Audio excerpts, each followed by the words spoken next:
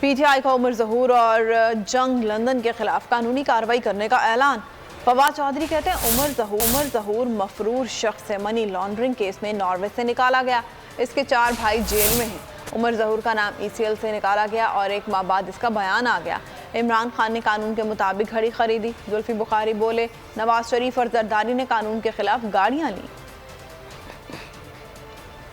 عمر ظہور نام کے شخص کو یہ گھڑی نہیں بیچی ہے۔ عمر ظہور کون ہے؟ ناروے میں یہ فیملی رہتی تھی، 4 بھائی ہیں، 4 میں سے 3 بھائی جو ہیں وہ ناروے میں جیل میں۔ خود عمر ظہور کے اوپر منی لانڈرنگ کا کیس ہوا، اس کو اس کے بعد ECL سے بھی ہٹایا گیا۔ جو ہی شہزاد اکبر اور رضوان شہید کے خلاف ایک FIR کٹی، اس کے فوراً بعد جو عمر ظہور ہے اس کا نام ECL سے ہٹایا گیا۔ جو چیز قانون کے خلاف ہے، توشہ خانہ کے رولز کے خلاف جو ہے وہ ایک گاڑیاں آصف علی زرداری کے پاس بھی موجود ہیں اس وقت، اور نواز شریف کے پاس بھی موجود ہے اس وقت۔ ارشد شریف کی شہادت اسی کے ساتھ ملتی ہے۔ اگر آپ ارشد شریف کی ٹویٹس دیکھیں تو انہوں نے اس شخص کے خلاف ٹویٹس کی تھی، ان کی تقریباً میرے خیال میں آخری 3-4 ٹویٹس میں تھی ان کے خلاف بھی۔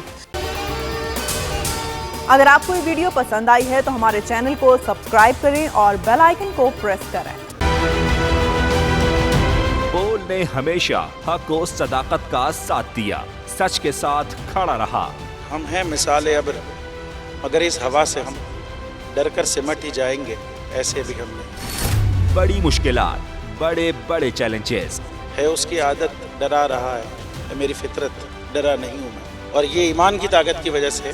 صحافت پر جب بھی کڑا وقت آیا صرف بول کھڑا رہا۔ انشاءاللہ اللہ بہتر کرے گا، حق باطل پہ غالب آ کے رہے گا۔ بول کو ہے ضرورت عوام کے دعاؤں کی، اظہار آزادی کے لیے، پاکستان کے لیے۔ سبسکرائب کریں اور بیل دبائیں تاکہ کوئی خبر رہ نہ جائے۔